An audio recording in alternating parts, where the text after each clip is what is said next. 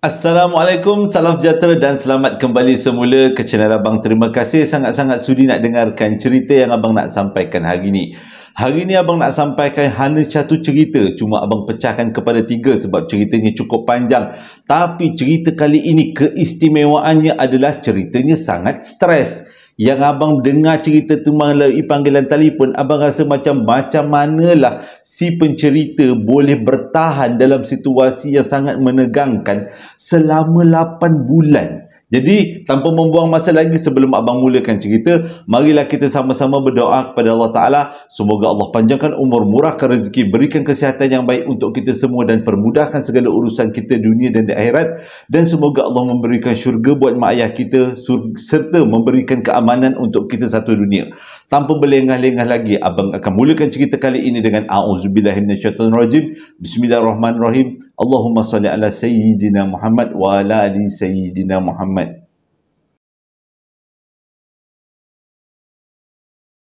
Cerita kali ini berlaku dekat Singapura pada tahun 2014. Yang sampaikan kepada Abang ni ceritanya namanya adalah Nadirah. Ceritanya bermula pada satu hari. Abang mulakan ceritanya dengan Nadirah dengan suami dan anak dia berdua tinggal dekat satu rumah apartment dekat Singapura. Pada waktu tu Nadirah tengah mengandung anak yang ketiga. Pada masa yang sama, adik ipar dia dan bininya tinggal sama-sama dengan dia. Sebenarnya lelaki tu adalah adik kepada suami dia. Dengan kata lain, dekat rumah tu ada 4 orang dewasa. Yang pertama Nadirah, suami dia dan juga adik suami dia yang lelaki dan isterinya. Pada awal-awalnya dia orang hidup aman damai. Okey je, tak ada apa-apa masalah. Tapi dari hari ke sehari, hubungan di antara adik ipar dia dengan bini dia makin hari makin ada yang tak kena. Pantang sikit gaduh, pantang sikit ada yang tak kena. Dan memang kebanyakan daripada masa, cara dia orang bertengkar tu seolah-olah macam nak bercerai. Tapi bila dah lama kelamaan, kita yang tinggal serumah ni, bila dengar suami isteri bergaduh, kita pun rasa kadang-kadang nak juga tolong membetulkan keadaan. Tapi itulah nak jadi cerita.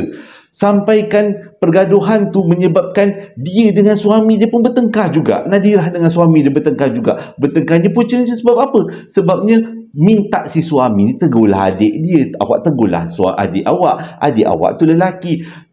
Bawalah keluarganya elok-elok. Janganlah sampai bertengkar-tengkar macam tu tentu pasal.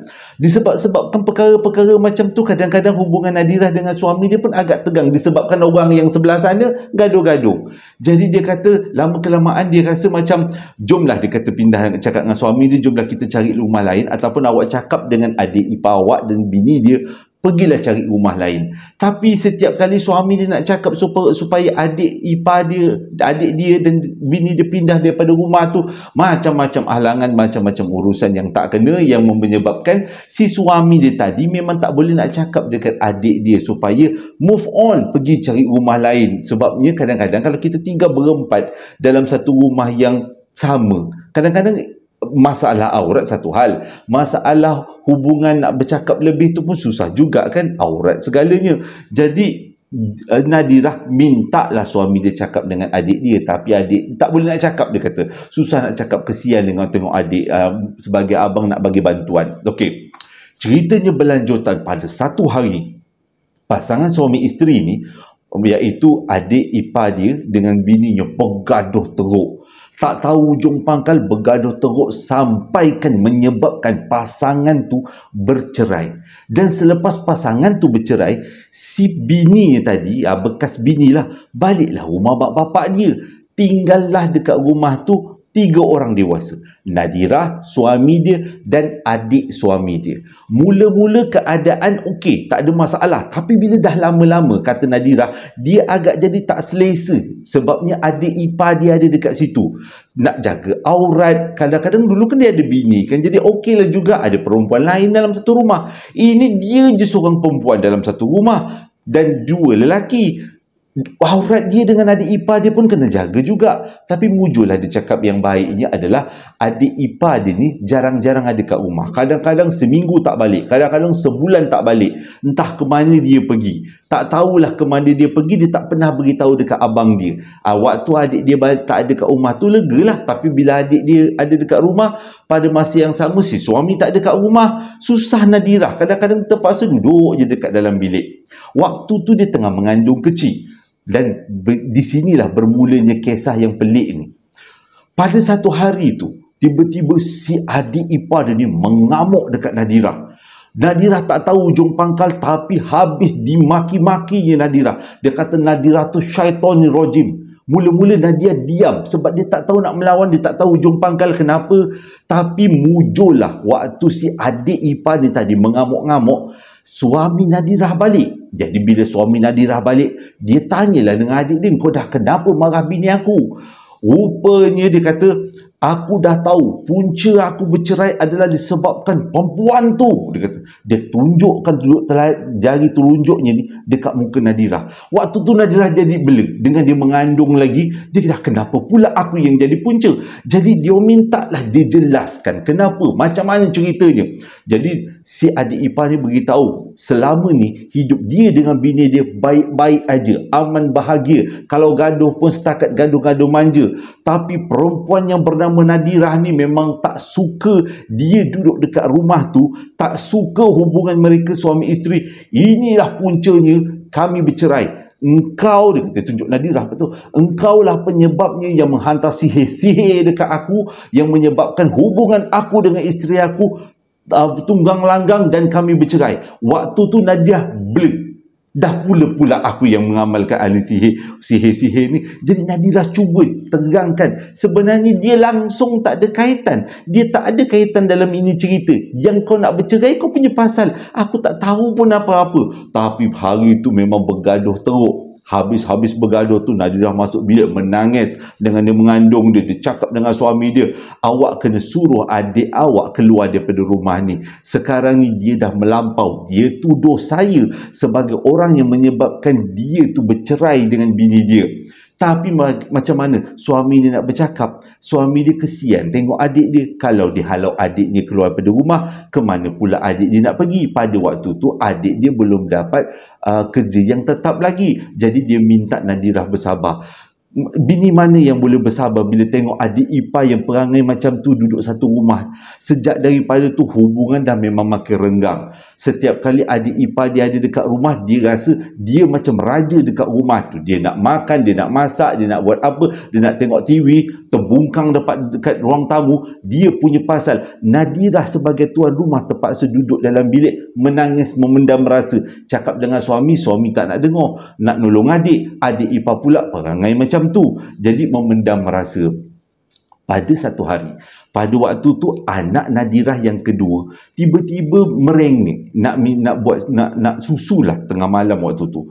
Nak susu. Pada waktu tu dekat rumah tu adik ipar dia tak ada. Entah keluar ke mana. Dah seminggu jugalah tak balik. Jadi dalam pukul 2 pagi tu, dalam keadaan mamai-mamai, Nadirah keluar daripada bilik nak buatkan susu untuk anak dia yang kedua ni. Pergi ke dapur. Waktu dia tengah buat susu dekat dapur ni, dia rasa macam ada orang memerhatikan dia daripada belakang. Bila dia toleh, dia nampak dekat pintu bilik adik ipar dia yang berkunci 24 jam, ada sesuatu yang dia sangat kenal, iaitu gula-gula punya kepala tengah macam menjengah daripada bilik adik dia. Waktu tu Nadirah rasa macam nak gugur jantung. Dengan dia mengandung tadi kan, rasa macam nak gugur jantung. Apa hal pula kepala si gula-gula ni ada kat sini? Dalam keadaan kalang kabut, dia cuba fikir apa yang perlu dia buat. Kepala tu tiba-tiba masuk semula ke dalam bilik. Seolah-olah dia memang tinggal dekat dalam bilik tu. Waktu tu Nadirah dalam keadaan yang ketakutan. Dia kata dengan kaki ni yang berat, dia cuba untuk berlari masuk ke dalam bilik, kejut suami dia. Jadi bila suami dia bangun, suami dia tanya kenapa. Dia kata, tolonglah tanya, pergi dekat bilik adik tu, ketuk bilik adik dia, dia ada dekat bilik ke tidak. Jadi dalam keadaan mamai-mamai, si suami ni pun bangun, ketuk bilik adik dia, nak pastikan adik dia ada kat dalam bilik ke tidak. Tapi tak ada siapa yang menjawab. Dan dia pun telefonlah adik dia. nak nanya ni adik ada dekat dalam bilik ke tidak. Tapi melalui panggilan telefon, adik dia cakap dia ada dekat luar, dia mungkin tak balik dalam masa seminggu lagi. Jadi siapa yang Nadirah nampak pada waktu tu? Nadirah cerita kat suami dia. Macam biasalah, suami dia akan cakap ilusi. Awak mungkin mengandung, fikir yang bukan-bukan, sebab itu awak nampak yang bukan-bukan. Rasa macam nak cerang aja rambut suami dia. Dia dah cakap betul-betul. Jadi dia kata hari tu, waktu malam tu, dia minta suami dia teman buat susu anak, masuk dalam bilik. Semalam-malaman sampai esok pagi subuh tu, Nadirah dah tak boleh tidur. Dah terkebil-kebil. Dia ingatkan sebenarnya apa benda yang dia nampak. Sebabnya bilik dia adalah bersebelahan dengan bilik adik ipar dia. Dia memang nampak itu adalah kepala gula-gula, bukan kepala hal lain. Memang tahu dia macam duduk menjengah keluar daripada pintu bilik. Padahal pintu bilik berkunci pada waktu tu. Oh, dah rasa macam tak sedap hati. Adakah adik ipar aku mengamalkan ilmu hitam? Dia masih berteka-teka. Okey, bila besok paginya, waktu tu Nadirah kata dia tak boleh nak keluar daripada rumah sangat, dia banyak habiskan masa duduk rumah. Waktu tu juga suami dia pergilah keluar daripada rumah lah, pergi bekerja. Tengah-tengah dia merehat-rehatkan badan, tiba-tiba adik dia balik, adik ipar dia balik, masuk dalam rumah. Waktu tu dia kata dia baru nak berlari masuk dekat dalam bilik, tapi adik ipar dia boleh menjerit daripada pintu depan. Dia cakap macam ni, engkau tak akan boleh lari daripada aku. Ya Allah, kalau abang macam tu stresnya, ada orang pula dah macam orang gila kan, menghadap dengan orang gila, dia boleh bagi ugutan macam tu. Nadirah terus masuk bilik, kunci bilik. Memang waktu tu dalam bilik lah dia menangis. Dia cuba mesej dengan suami dia, cepatlah balik, dia rasa tak tenteram, adik awak ada dekat dalam rumah dia. Jadi suami dia habis-habis kerja terus balik, dia cerita dekat suami dia. Suami dia tanya dengan adik ipar, dengan adik dia, betul kau cakap dengan ipar aku ke? Betul ke akak kau? Betul ke engkau cakap dengan akak ipar kau macam tu? Dia tak mengaku. Orang dah buat salah macam tu, kau mana nak mengaku? Tak ada. Aku tak ada cakap. Dia ilusi banyak tu, mengandung lebih tu, dia kata. Jadi waktu tu tegang lagi. Nadirah bergaduh dengan suami dia. Malam tu Nadirah dapat satu mimpi yang sangat menakitkan hati. Tengah-tengah dia tidur, dalam mimpi dia kata pada waktu tu dia memang dah tengah baring dekat katil. Tiba-tiba pintu bilik dia yang berkunci terbuka sendiri. Yang masuk dekat dalam bilik dia adalah adik ipar dia. Adik ipar dia berdiri dekat hujung katil, pegang kaki Nadirah dan tarik kaki Nadirah. Waktu tu Nadirah rasa dalam mimpi tu dia menangis-nangis sambil adik ipar dia menyeringai dengan tersengih-sengih. Dia tarik, dia kata, engkau tak boleh lari daripada aku, kau tak boleh lari daripada aku, kau tak boleh lari daripada aku. Waktu tu Nadirah kata dia tak tahu nak cakap apa, yang dia ingat, ya Allah, ya Tuhanku, tolonglah aku. Tiba-tiba dia tersedar daripada mimpi, dia menangis. Suami dia pun huru-hara. Suami dia tanya, kenapa pula? Kenapa tiba-tiba menangis? Dia cakap dia mimpi, saya mimpi adik awak cuba nak cederakan saya. Suami dia tolong Nadirah bertenang. Jelaskan itu semua adalah mainan tidur. Dan Nadirah memang betul-betul harap itu adalah hanya mainan tidur. Esok pagi dan hari-hari seterusnya berlaku dalam keadaan yang sangat tak selesa.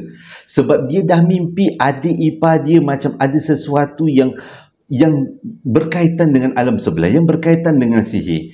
Jadi dia kata sejak daripada tu dia mula mimpi yang pelik-pelik. Antaranya dia mimpi dalam bilik yang gelap, mimpi dalam keadaan bilik yang sempit. Kadang-kadang mimpi tersesat dekat dalam hutan dikejar dengan harimau. Kadang-kadang mimpi semuanya yang berkaitan dengan alam sebelah. Tapi dalam banyak-banyak mimpi ada satu mimpi yang betul-betul dia rasa dia dalam keadaan yang bahaya. Pada waktu tu, dia tengah tidur. Sebelah dia suami dia lah malam. Kandungan dia dah semakin besar. Tiba-tiba dalam mimpi dia, adik ipar dia muncul dekat sebelah katil dia. Dan adik ipar dia rentap baju dia. Dan berlaku keadaannya seperti seolah-olah adik ipar dia cuba memperkosa dia. Waktu tu Nadirah meronta sekuat-kuatnya sambil menyebut Allahu Akbar banyak kali. Tapi kekuatan adik dia melebihi daripada kekuatan dia. Dia cuba juga buat sebagaimana pun untuk mengelakkan perkara yang tak baik berlaku.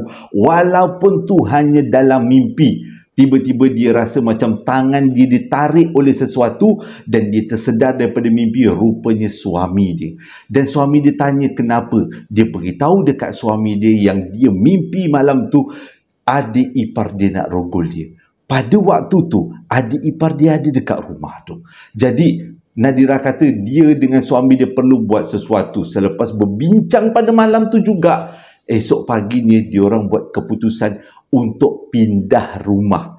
Jadi esok paginya Nadira dengan suami dia pergi cari rumah lain, nak beli rumah lain, tak tahan, nak keluar daripada rumah tak tahu macam mana cara, nak halau adik ipar dia, suami dia pula tak boleh nak halau, mulutnya berat macam ada emas. Jadi cara terbaik mereka berdua lah pindah daripada situ. Biarlah adik dia duduk dekat situ kotang-kanting sorang-sorang, lantak kau. Itu je lah yang dia jalan yang boleh dia fikirkan. Jadi bila habis-habis dicari rumah tu, agaknya pada waktu tu penat sangat, dia pun baliklah ke rumah. Balik rumah dia tengok adik ipar dia ada terbungkang depan TV, depan ruang tamu, dekat ruang tamu tengok TV. Dia pun masuklah dekat dalam bilik, waktu tu si suami dia tadi beritahu dekat adik dia yang tak lama lagi kalau dapat rumah dia orang nak pindah. Tapi adik ipar dia duk tanya-tanya, "Mak, abang nak pindah mana? Abang nak pindah mana?" Seolah-olah macam nak ikut juga. Berdesing telinga Nadira kata. Jadi tapi suami dia faham lah. Suami dia kata, belum tahu lagi dekat lokasi mana, nanti kalau tahu abang akan beritahu.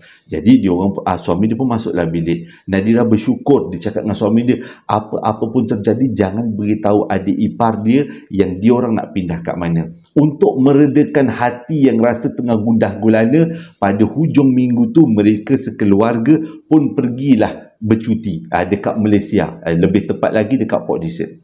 Bercuti dekat Port Dickson tu dia kata itulah saat yang paling seronok, sebab dia kata dia lari daripada bayang-bayang adik dia. Dia boleh tidur dengan lena. Sepanjang dia dekat rumah tu, dia asyik tidur termimpi adik ipar dia, nampak adik ipar dia, tengok adik ipar dia macam tengok hantu, dia kata.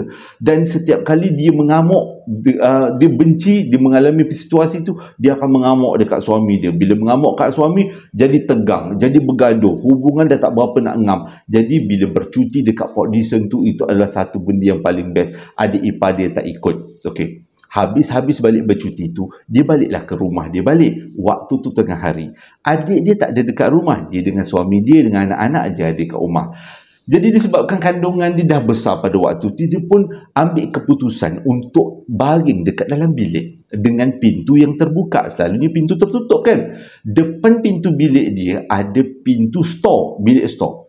Tengah-tengah dia baring tu, tiba-tiba dia nampak dekat atas pintu bilik store ada sesuatu benda yang pelik, macam bungkusan warna kuning.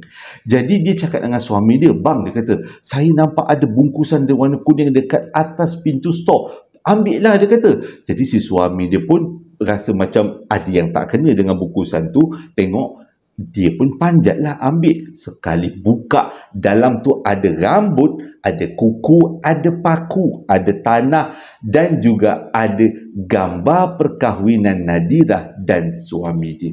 Waktu tu mereka berdua laki bini dah rasa huru-hara.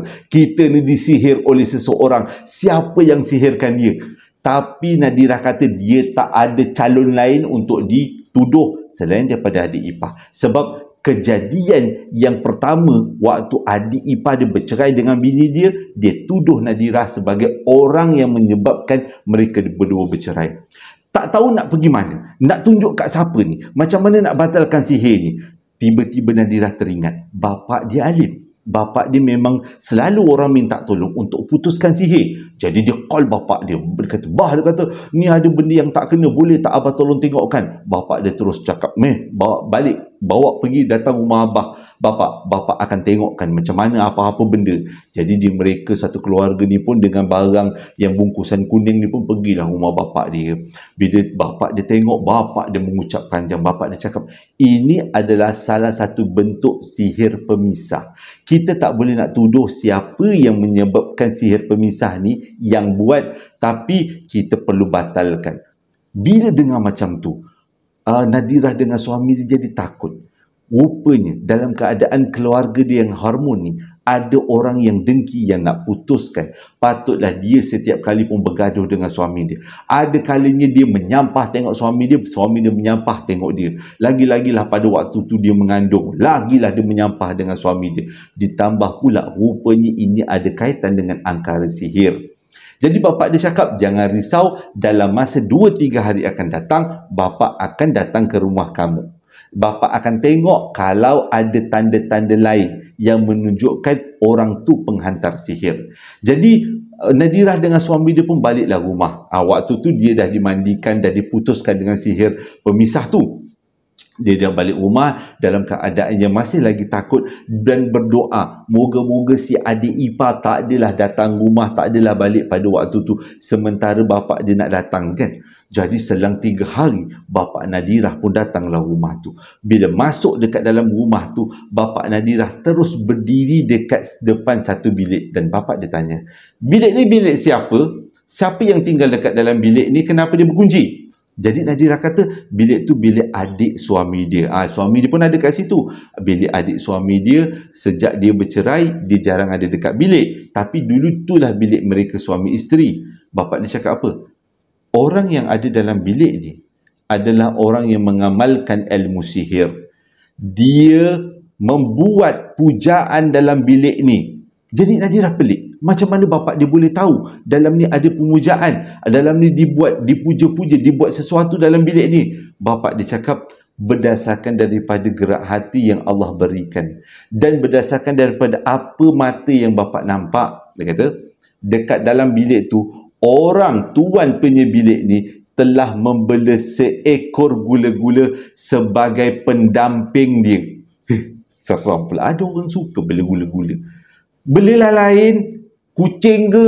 Jadi dia kata orang yang ada dalam bilik tu yang membela gula-gula dan gula-gula tu berwarna hitam, dia menjadi khadam kepada orang yang duduk bilik tu. Tapi cara yang terbaik adalah kita putuskan dengan amalan-amalan yang Allah ajarkan, yang Nabi Muhammad ajarkan. Jadi bila dengar macam tu, bapa dia pun buatlah sembahyang hajat. Sembahyang hajat menghalau benda Allah tu. Tapi hasil daripada apa yang bapa dia buat, bapa dia kata benda tu tak akan boleh keluar daripada bilik ni lagi sebab bapa dia dah pagar. Jadi jangan risau. Lepas bapa dia balik, Nadirah rasa dia yang paling risau sebab suami dia selalu pergi kerja. Dia kena tinggal dengan gula-gula yang ada dekat dalam bilik, dalam rumah dia. Kalau kita jadi Nadirah, tak huru-hara dalam salah satu bilik kita, dalam tu ada gula-gula. Dia tak boleh nak keluar. Walaupun dia tak boleh nak keluar, tapi tetap perasaan kita rasa huru-hara tengok macam tu kan. Jadi dia cakap dengan suami dia, bila suami dia balik, cepat kalau kita pindah daripada rumah. Dia dah tak tahan dah dia nak duduk di rumah ni. Tapi Alhamdulillah, selang 2-3 hari selepas tu, dia dapat rumah baru. Berita tentang Nadirah nak pindah keluar daripada rumah ni, adik dia tahu, adik ipar dia tahu kan, adik ipar dia mengamuk. Dia nak tahu kat mana abang dia tinggal. Tapi disebabkan abang dia memang tak nak beritahu, sebabkan Nadirah beritahu jangan beritahu semua tentang kat mana dia orang pindah. Jadi adik dia bagi ugutan, kalau tak nak beritahu tak apa, tapi aku akan cari sampai ke lubang cacing mana kau pindah. Kau ingat kau orang boleh lepas daripada aku? Memang tak akan, sampai kiamat aku akan cari. Sebab engkau lah puncanya aku dengan bini aku bercerai, dia kata. Jadi Nadirah ni merasa tak puas hati. Lepas dia pindah keluar daripada rumah tu, dia pergi cari balik adik ipar dia, bini kepada adik ipar dia. Dia cari balik mana budak perempuan tu duduk. Cari. Waktu tu dah ada Facebook, Instagram, akhirnya jumpalah telefon. Jadi dia aturkan pertemuan dengan bekas kita panggil biras bekas biras dia. Jadi lepas hanturkan pertemuan, dia orang pun berjumpa. Lepas berjumpa, Nadirah tanya betul-betul apa sebenarnya punca mereka berdua bercerai. Rupanya selama mereka berkahwin, si suami ni tadi, iaitu adik ipar kepada Nadirah ni, adalah orang yang obses dengan ilmu hitam. Jadi Nadirah tanya, betul ke dia ada membela? Bekas bini dia cakap memang betul ada membela gula-gula hitam dekat-dekat dalam bilik tu. Itu yang menyebabkan saya bercerai, Kak. Bayangkan Kak, setiap kali saya nak tidur, dok tercegat gula-gula dekat hujung bilik. Bila waktu tu saya rasa macam nak rehat dalam bilik, ada gula-gula duduk dalam bilik tu. Kalau saya jadi akak, salah. Kalau akak jadi saya, akak mesti stres kan? Jadi saya beritahu dekat suami saya, suruh buang gula-gula. Dia boleh cakap apa? Dia sanggup buang isteri daripada buang gula-gula. Sebab gula-gula tu boleh mendatangkan keuntungan, bini tak akan datangkan keuntungan. Ngabihkan duit aku je. Dia boleh cakap macam tu. Jadi disebabkan tu sikit-sikit lama-lama isteri mana yang boleh tahan. Tengok suami dia berkurafat-kurafat macam tu, cerailah dirinya. Jadi barulah Nadirah faham, rupanya yang selama ni adik ipar dia adalah seorang pengamal ilmu hitam. Tapi bukan ilmu hitam jalang-calang, ilmu hitam gula-gula hitam. Macam gula-gula hex lah bunyinya. Jadi Nadirah kata pada waktu tu dia bersyukur sangat. Selama 8 bulan dia duduk dengan adik ipar dia tanpa bini adik ipar itu selepas bercerai itu. Jadi dia boleh bertahan 8 bulan. Dia rasa dia bersyukur sangat-sangat dia tak mati kena cekik. Dan dia yakin orang yang menyebabkan, yang menghantar sihir pemisah adalah adik ipar dia sendiri, bukan orang lain. Tapi sejak daripada itu dia beritahu dengan semua saudara mara, jangan tersalah cerita, jangan tersalah cakap, jangan beritahu yang mereka tinggal di mana. Dia tak nak berhadapan lagi dengan adik ipar dia. Setiap kali si suami nak jumpa adik ipar dia, dia akan pergi berkumpul dekat rumah mak ayah dia dekat kawasan lain. Bukan minta adik ipar dia datang rumah tu untuk berbincang hal-hal keluarga. Dia tak nak tengok muka adik ipar dia lagi sebab dia trauma dengan mimpi macam nak kena perkosa, mimpi macam nak hisap darah. Hara dia kata hidup dia pada waktu tu. Tapi Alhamdulillah sekarang keadaan dia dah semakin baik. Cuma adik ipar dia ada satu kelebihan. Dia nampak dengan adik ipar dia yang membela gula-gula hitam tadi, mukanya sentiasa muda. Walaupun umur dia dah meningkat. Dan dia selalu dapat makwa yang 30 tahun, 20 tahun lebih muda daripada dia. Itu yang menyebabkan dia tak nak berpisah dengan gula-gula hitam. Sebab gula-gula hitam membantu dia untuk mendapatkan anak-anak dara yang muda. Seram macam tu.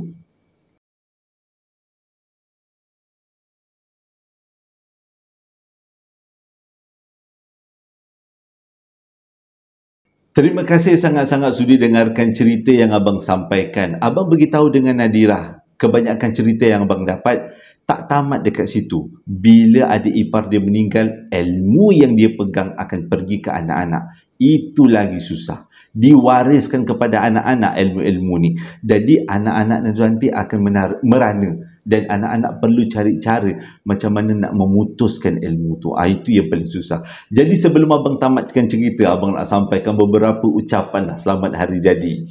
Ucapan yang pertama datangnya daripada seorang kakak, salah seorang ahli keluarga JSPL, iaitu Kak Puteri. Dia nak sampaikan ucapan untuk dua orang yang tersayang. Yang pertama, dia nak sampaikan selamat hari jadi buat Syarmin Farisha. Hari jadi yang ke-31 jatuhnya pada 6 hari bulan 9 hari itu. Dia kata selamat hari jadi, semoga Allah sentiasa merahmati. Dan ucapan selamat hari jadi yang kedua dia nak ucapkan buat anak bongsunya yang bernama Tuah. Hari jadinya yang ke-22 jatuh pada 10 hari bulan 9. Dengan doa semoga menjadi anak yang sentiasa dirahmati Allah dunia dan di akhirat. Ucapan hari jadi yang kedua abang tujukan buat salah seorang ahli keluarga JSPL, iaitu Syarmila Syafi'i, yang mana hari jadinya jatuh pada 12 hari bulan 9 hari itu. Dengan ucapan selamat hari jadi, semoga panjang umur, murah rezeki, diberikan kesihatan yang baik, dipermudahkan segala urusan dunia dan di akhirat. Ucapan hari jadi yang ketiga abang tujukan buat Daniel Haikal, juga salah seorang daripada penonton yang selalu komen dalam setiap video abang, yang mana hari jadinya jatuh pada 9 hari bulan 9. Jadi daripada saya, daripada abang ucapkan selamat hari jadi buat Daniel. Semoga dipanjangkan umur, dimurahkan rezeki, diberikan kesihatan yang baik dan dipermudahkan segala urusan dunia dan di akhirat. Ucapan hari jadi yang seterusnya datang daripada seorang bonda yang bernama Saliza. Dia nak ucapkan selamat hari jadi buat anaknya yang bernama Aidil, yang mana hari jadi anaknya jatuh pada 6 hari bulan 8 yang lepas, dengan ucapan semoga menjadi anak yang cemerlang dunia dan di akhirat, dan semoga sentiasa dirahmati Allah dan diberikan kemudahan dalam segala urusan. Ucapan hari jadi yang seterusnya datang daripada seorang ayah yang mana dia selalu sangat komen dalam setiap cerita abang, iaitu Agus Agustin. Dia nak ucapkan selamat hari jadi buat anak daranya yang bernama Agnes Linda, yang mana anaknya hari jadi anaknya jatuh pada 15 hari bulan 9, dengan ucapan selamat hari jadi buat anakku, semoga sentiasa cemerlang dalam apa jua yang dilakukan dan semoga cemerlang dalam kehidupan kehadapannya. Jadi itu adalah ucapan daripada seorang ayah untuk seorang anak. Oi, sangat-sangat menyentuh perasaan. Dan ucapan hari jadi yang terakhir datangnya daripada Mama Habibah. Dia nak ucapkan selamat hari jadi buat anaknya yang bernama Zaris Shania, berumur 24 tahun, yang mana hari jadinya jatuh pada 18 hari bulan 9. Jadi dia kata buat anaknya selamat hari jadi, semoga dipermudahkan segala urusan dan sentiasa dalam rahmat Allah. Amin Rabbal Alamin. Terima kasih sangat-sangat sudi dengarkan cerita yang abang sampaikan hari ini. Moga ceritanya menjadi iktibar dan pengajaran kita semua. Satu cerita cukup satu video. Dan abang bila dapat cerita ni abang stres betul. Terima kasih dengarkan cerita yang abang sampaikan hari ini. Siapa yang nak membeli sambal lara, perapan sate dan juga chip coklat moist, masih lagi ada, abang letakkan linknya pada bawah setiap video. Boleh tekan, bolehlah rasa jualan-jualan yang abang buat. Terima kasih sangat-sangat hadir kali ini. Hingga berjumpa lagi dalam 2 hari akan datang. Assalamualaikum warahmatullahi wabarakatuh.